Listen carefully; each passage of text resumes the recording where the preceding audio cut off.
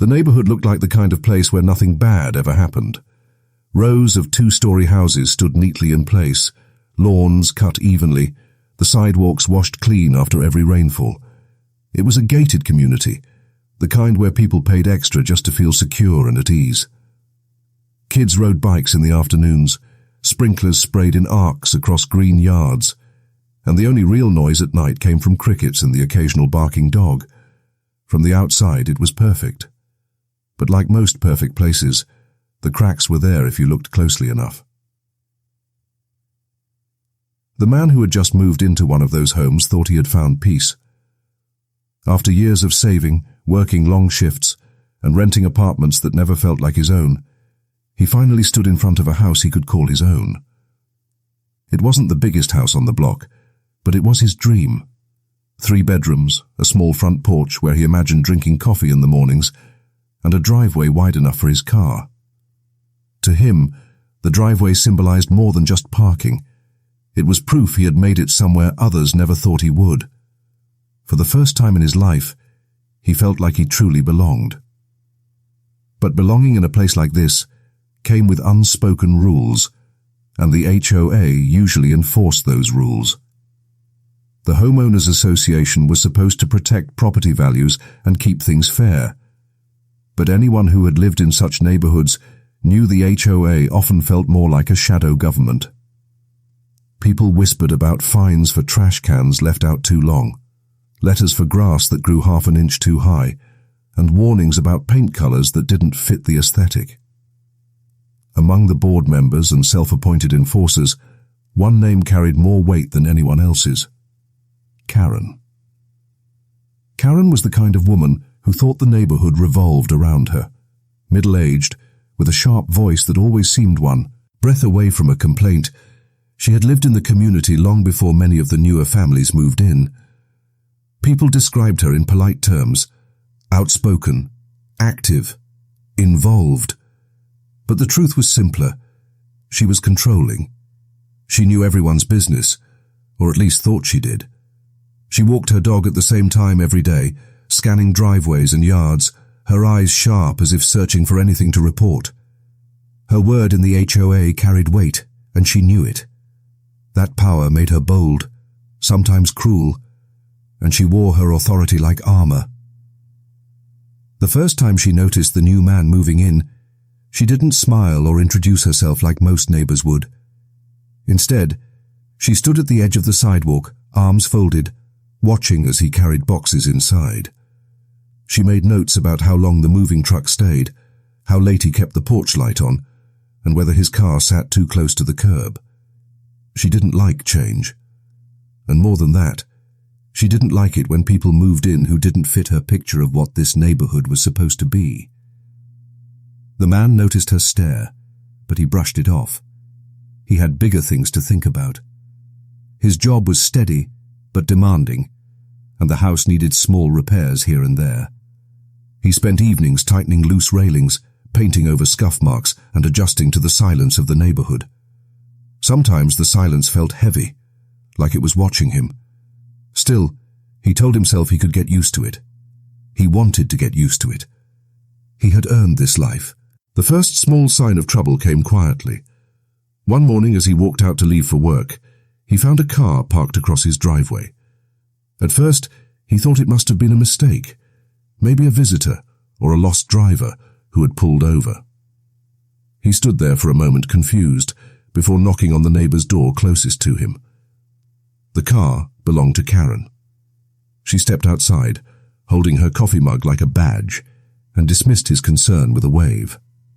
"Oh, I just needed to run inside for a few minutes. I'll move it later." She didn't say sorry, didn't look embarrassed. She said it like it wasn't a problem at all. That small moment sat heavily with him all day. It was just a driveway, yes, but it was his driveway. The first thing he had told his mother when he bought the house was how good it felt to pull into his own space, not a crowded apartment lot. To see someone take it so casually, like it meant nothing, left him unsettled. He let it go, though. He was new, and he didn't want to make enemies so soon. But neighbors talk. He started hearing whispers about Karen, how she once forced a family to repaint their entire fence, how she left notes on people's doors if their trash cans leaned sideways, how she had gotten into shouting matches with delivery drivers. There was always something, always a way for her to remind everyone who really ran the neighborhood. Some people laughed it off, others avoided her. A few families had even moved away, unable to deal with the constant friction. Still, nothing about those stories compared to the feeling of seeing her car in his driveway again, this time blocking him when he was already late for work. That second time wasn't an accident. He could see it in the way she looked at him when she finally walked out, like she was testing him, like she wanted to know how far she could push. And that was when the sense of peace he had and building in this new life began to slip. He tried to shake it off, but something was unsettling about how quickly small acts of disrespect could turn into bigger problems. For a man who had spent years keeping his head down, following the rules, and working hard to create a stable life, this was more than just an inconvenience. It felt personal. It felt like she was reminding him, without saying a word, that no matter what he bought or how hard he worked, there would always be someone ready to put him back in his place. And that thought stayed with him, even as he smiled at neighbors, even as he trimmed his grass on weekends. Underneath the quiet, the community had its own power games, its own hidden conflicts, and Karen was right at the center of it. Something was going to break. That much was certain. The only question was when. It didn't take long for the small cracks to widen. At first it was just irritation, coming out to see her car nosed across his driveway again, the same smug shrug when he asked her to move it. But irritation built like water behind a dam. The third time, he didn't ask.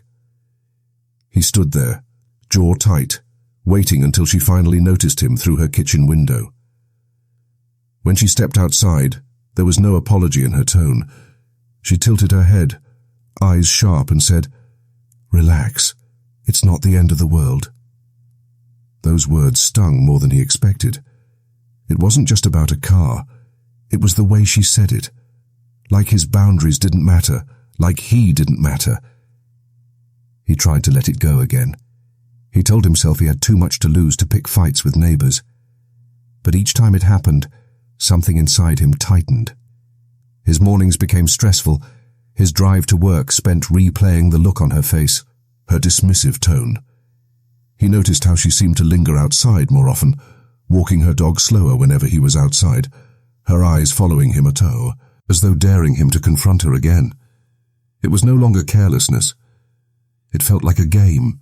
The other neighbors noticed too, but nobody stepped in. In communities like this, people learned quickly to keep their heads down. They whispered behind closed doors, but nobody wanted to be on Karen's list of enemies.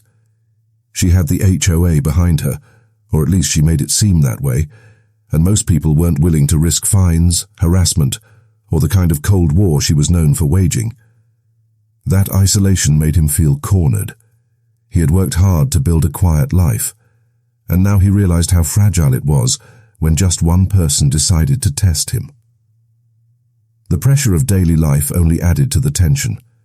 His job was demanding, his boss was on edge about deadlines, and the long hours left him exhausted. He had been saving to fix up the house, but the bills seemed endless. New appliances, HOA fees, unexpected repairs.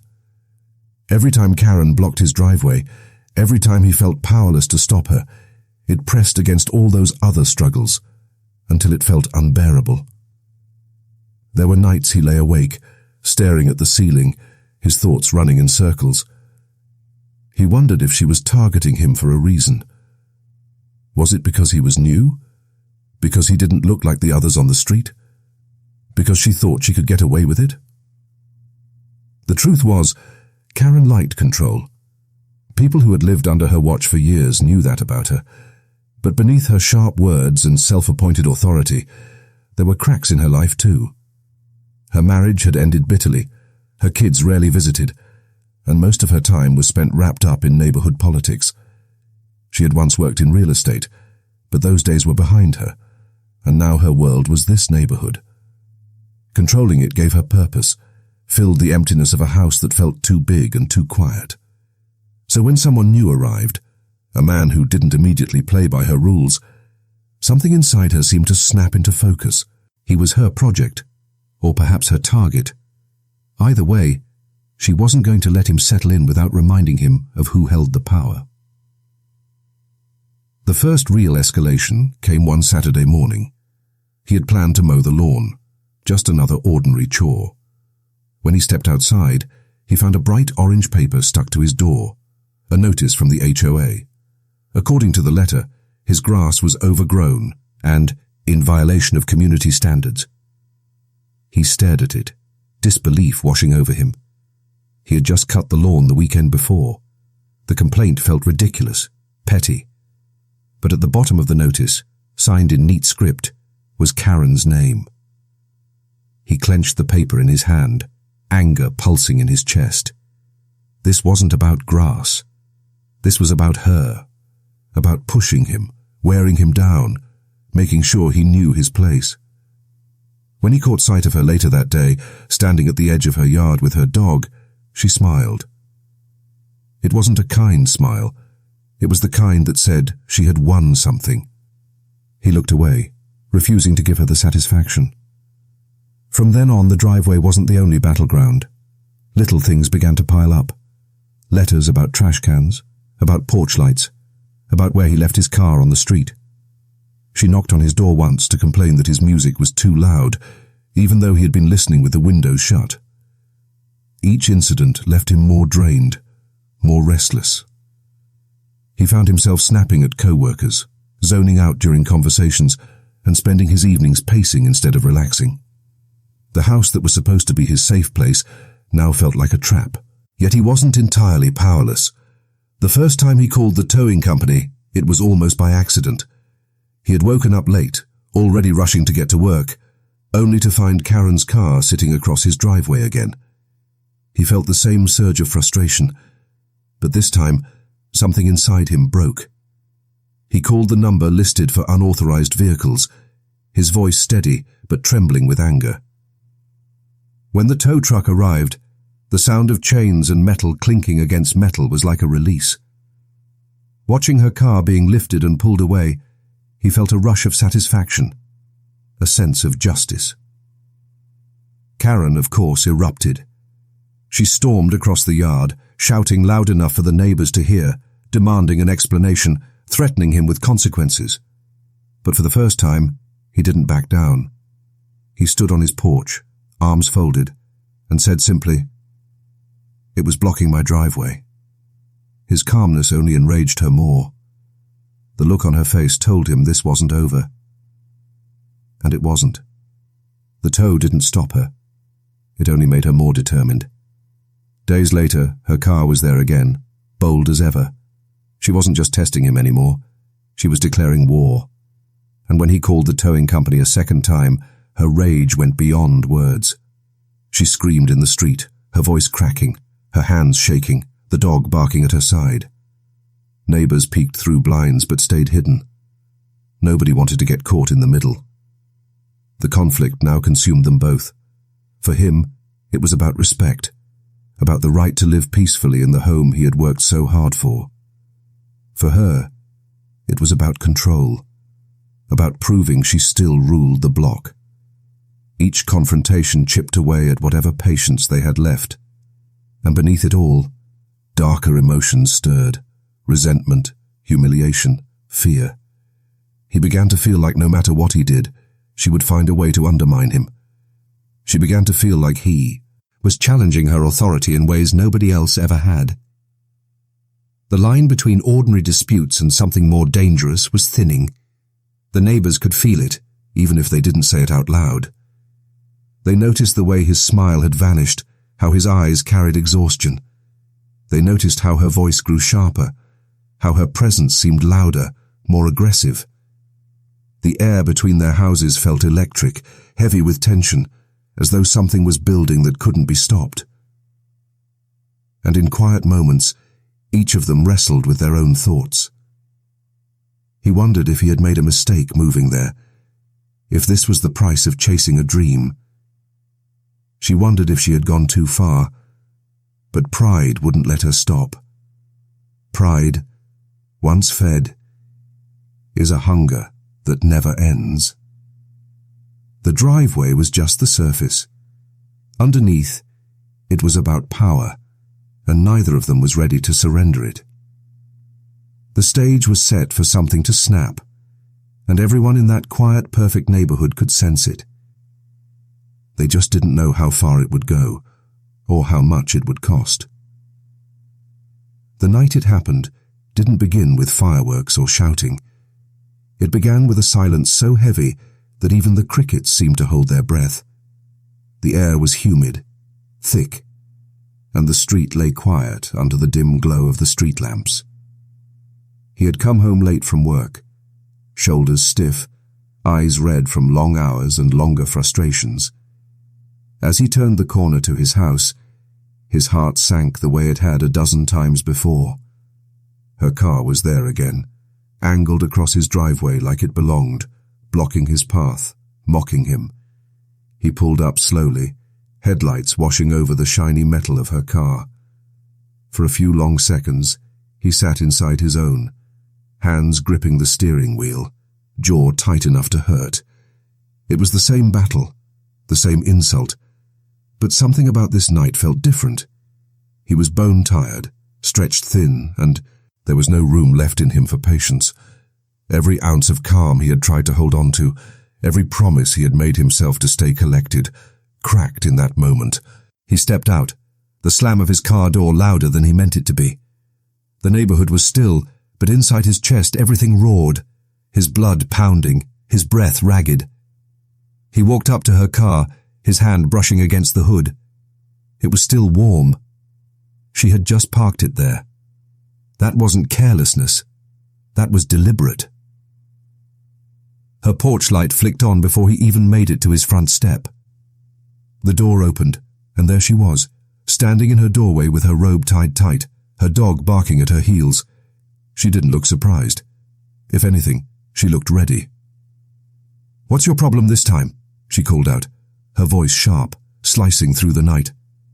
Something inside him snapped. "You know what my problem is," he shot back, his voice low but shaking with rage. "This is my driveway. You don't get to do this every damn day." She smirked, that same smile she always wore when she thought she had won. "It's just a driveway. Call your little tow truck again if it bothers you that much. See how far it gets you." The words hit harder than they should have, dripping with mockery, daring him. He felt his fists clench, nails biting into his palms. He could taste the metallic tang of his own anger, like blood in the back of his throat. The night pressed in on him, the glow of the street lamps casting long, warped shadows that seemed to twist around them both. She stepped closer, crossing the porch, her finger pointing at him now. "Men like you always think you can come in here and do whatever you want. Not in this neighborhood, not while I'm here." That was the spark. All the exhaustion, the humiliation, the long months of being pushed and dismissed boiled over at once. He didn't think. He moved. His voice rose, broken by rage as he shouted back. The dog barked louder, the sound bouncing between houses. Lights flicked on in windows, but nobody came outside. Nobody even. Jitto came outside. The fight spiraled quickly. Words became shoves, shoves became something darker. He remembered the feel of her hand slapping against his chest, the sting of her nails scratching at his arm. He remembered the way his body acted before his mind caught up. One violent shove sent her stumbling back against her own car. The hollow thud of her body against metal rang out into the night. For a heartbeat, silence returned. She gasped, clutching her side, eyes wide with shock and fury. And then she screamed, loud, piercing, a sound that cut through him like glass. Something primal surged in him, drowning reason. His hands were on her again, pushing, grabbing, anything to make her stop, to silence the endless war she had waged against him. When her head hit the edge of the car door with a sickening crack, everything shifted. The scream stopped mid-breath. Her body slumped awkwardly, her eyes fluttering, mouth open but soundless. He froze, the world narrowing to that one terrible moment. His chest heaved as he looked down at her, the night spinning around him. The anger drained as quickly as it had come, leaving only a hollow pit of fear. He dropped to his knees beside her, shaking her shoulder, his voice trembling. "Karen, get up. Come on, just get up." But her body lay heavy, unresponsive. The only sound was the dog's frantic barking, its leash tangled in the porch railing. Panic set in. His breath came short, chest tight as if the air itself had turned to stone. He hadn't meant for this. God, he hadn't meant for this. It was supposed to be another argument, another night of shouting. Not this. Not her motionless body lying half in the streetlight, half in shadow. His thoughts raced. Call for help? Run? Hide? His hands shook as he pulled out his phone, but when he saw his reflection in the black screen, sweat dripping down his face, eyes wild, he froze. If he called, would they believe him? Would they see the months of harassment, the endless torment? Or would they only see a man standing over a woman who was no longer breathing? The street felt too quiet, too empty, but he knew the neighbors had seen something. Curtains had shifted, blinds had moved. They had all watched the war between him and Karen, and now they had seen the explosion. He couldn't think. His mind replayed the crack of her skull against the car, the way her body went limp, over and over like a nightmare he couldn't wake from. He tried to lift her, to shake her awake again, whispering words he didn't believe himself. "Please, just wake up. I didn't mean it." But there was no response. Only the heaviness of her body and the growing realization that nothing would undo what had just happened. The dog whined, pulling at its leash, its small body trembling. He glanced at it, then back at her, the weight of guilt pressing harder with every second. He felt sick, bile rising in his throat. The driveway that once symbolized his victory, his pride, was now a crime scene, marked by silence and blood. He stumbled back, pressing his hands to his face, his breath ragged. The sound of distant sirens began to creep into the night, faint but growing. Maybe a neighbor had already called. Maybe the shouting, the crash, the scream had been too loud to ignore this time. His heart raced, each beat echoing the truth he couldn't escape. He had crossed a line he could never come back from. In that moment, denial gave way to despair. The adrenaline that had fueled him faded, leaving his body weak and trembling. He wanted to turn back the clock, to go inside and never step out that door to swallow every word he had shouted. But time didn't work like that. The street was lit by sirens now, red and blue bleeding into the night, and his driveway would never be just a driveway again. The silence that followed the sirens was heavier than the chaos itself.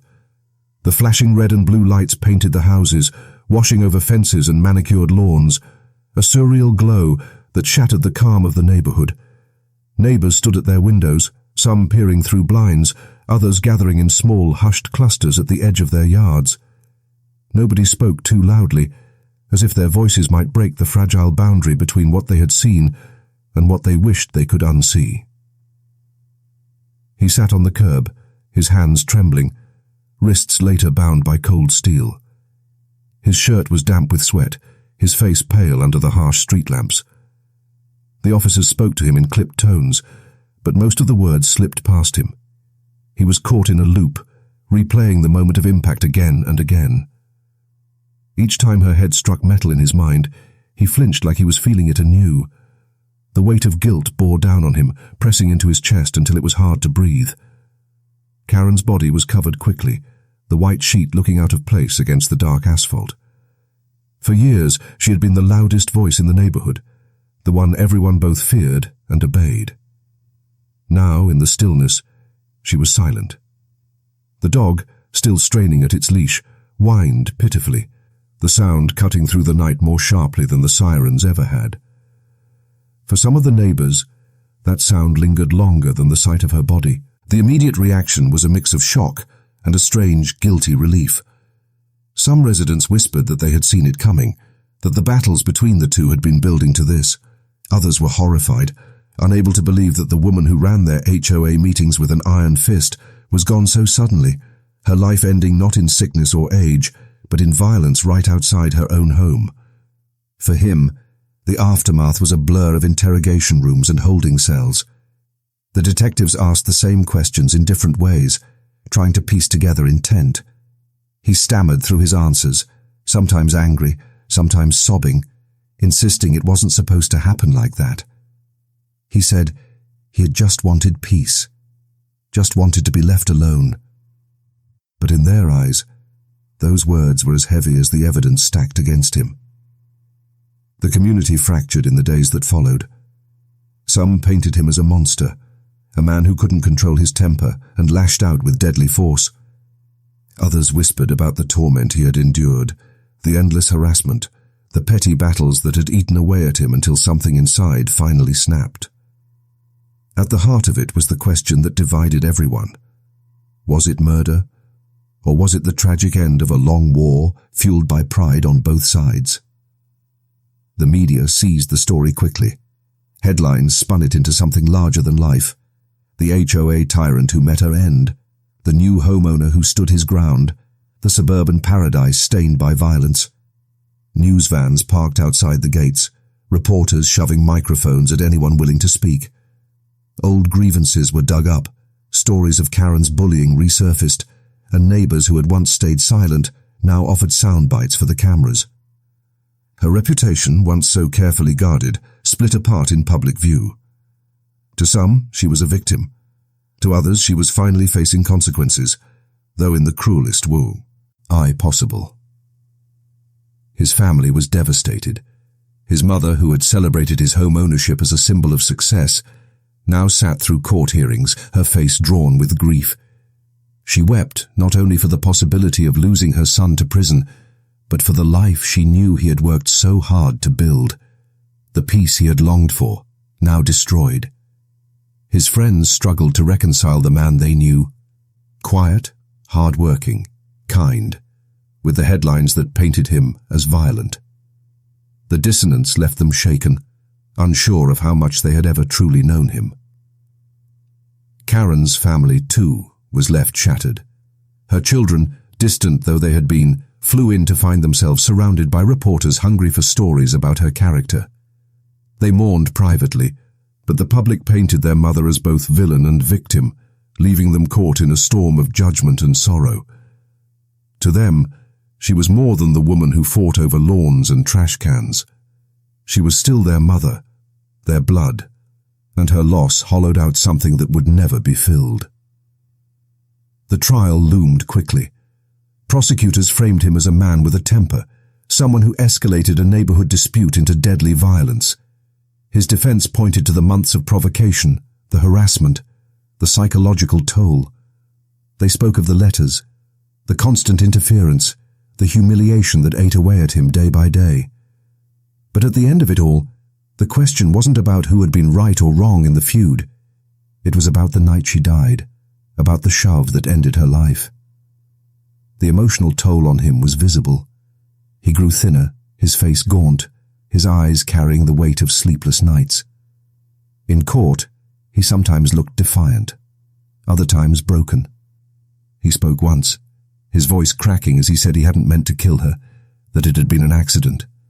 Some in the courtroom believed him, others didn't. For the neighborhood, the shadow of the crime lingered. The driveway became a grim reminder, a place people avoided looking at when they passed. The HOA lost its grip, meetings turning quiet and awkward without Karen's voice steering them. Some families moved away, unable to shake the memory of flashing lights and police tape. Those who stayed found themselves more cautious, more wary of the silent tensions that can live behind closed doors. And yet, beneath the grief and shock, there was a sobering truth that settled over everyone. This wasn't just about one man's anger or one woman's need for control. It was about how small cruelties can pile up, how power and pride can twist ordinary lives into battlegrounds.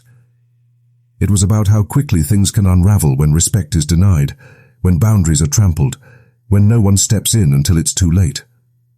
For him, the guilt would never fade. Long after the lawyers had spoken, long after the verdict was read, he would still wake in the middle of the night hearing the crack of bone against metal, still see her eyes wide with shock.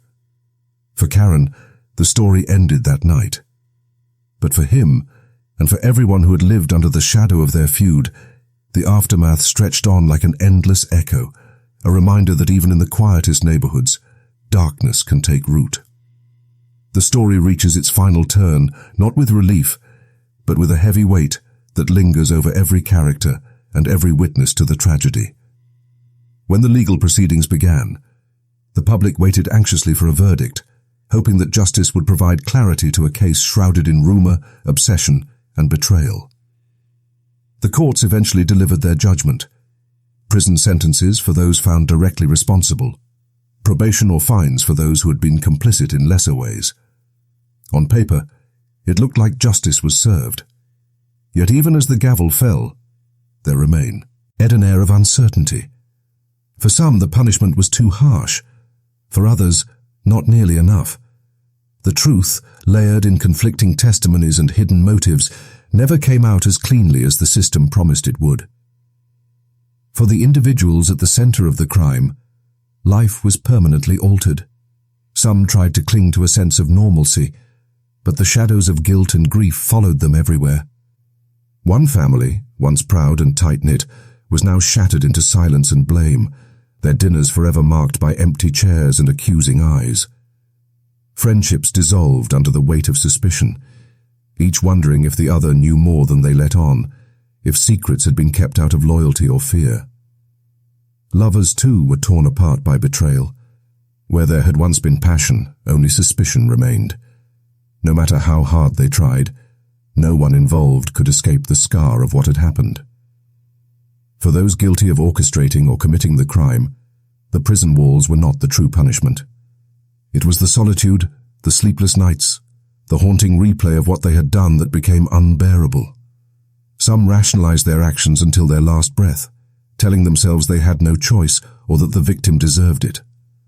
Others wept quietly in their cells, unable to silence the thought that one impulsive moment, one act of obsession or rage, had destroyed countless lives. They were different people now, hardened, broken, or hollow.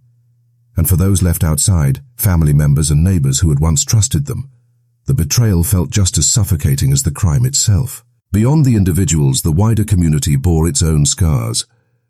The media devoured the case, reducing it to sensational headlines and dramatic photographs, turning grief into spectacle. At first there was outrage and pity, public sympathy for the victims, shock at the brutality. But as the weeks turned into months, curiosity gave way to cynicism. People began to argue over who was really to blame, spreading gossip and conspiracies that often overshadowed the actual truth. The community, once a close-knit circle where everyone knew each other's names, became divided. Neighbors looked at one another with suspicion, families locked their doors tighter, and whispers filled the streets. The crime had not only destroyed the lives of those directly involved, it had eroded trust across the entire town. From a societal perspective, the case forced difficult conversations. Some argued it highlighted failures in law enforcement. Others pointed to deeper cracks: untreated mental illness, financial desperation, toxic family dynamics, and the silence of bystanders who had seen warning signs but ignored them. Legislators used the case as fuel for reforms, calling for stricter protections against domestic abuse, improved social safety nets, or better monitoring of dangerous patterns of behavior. Yet no law could undo what had already been done. The crime became a cautionary tale, a story retold in hushed voices, warning parents, lovers, and children about the dangers of unchecked jealousy, secrecy, and obsession. At its core, the story was not only about a single crime, but about human nature itself. It showed how thin the line between love and possession could be, how easily admiration could fester into obsession, and how power, whether financial, emotional, or social, could twist even the most ordinary relationships. Morality, too, was revealed as far less absolute than we like to believe. To outsiders, the crime looked like a clear act of cruelty. But inside the hearts of those who committed it, it was born from a lifetime of frustration, humiliation, or desperate longing. Was it evil? Or was it the inevitable breaking point of human weakness? The answer was never clear, and perhaps it never could be. Power dynamics played a crucial role in the tragedy. Some characters had spent years controlling others, financially, emotionally, or physically, until resistance turned to rage. Others, silenced by social hierarchies, allowed abuse to continue out of fear. The crime itself was not just an explosion of passion, but the final battle in a long war of control, manipulation, and defiance.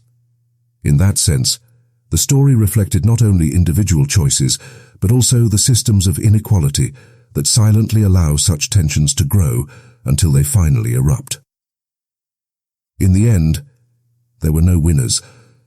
Justice, in the form of trials and sentences, offered a sense of closure, but not true healing.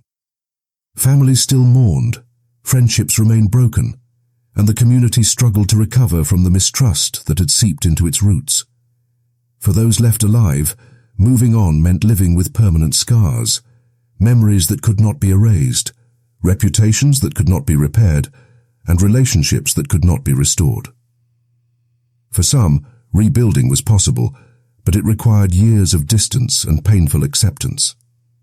For others, life simply became an endless cycle of denial, guilt, and regret. What remains most haunting is the reminder that this crime was not committed by strangers from another world, but by ordinary people. People driven by jealousy, obsession, desperation, or pride.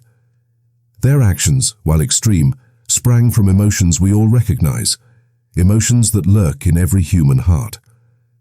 That truth unsettles us because it means the line between stability and collapse, love and violence, morality and betrayal is far thinner than we care to admit.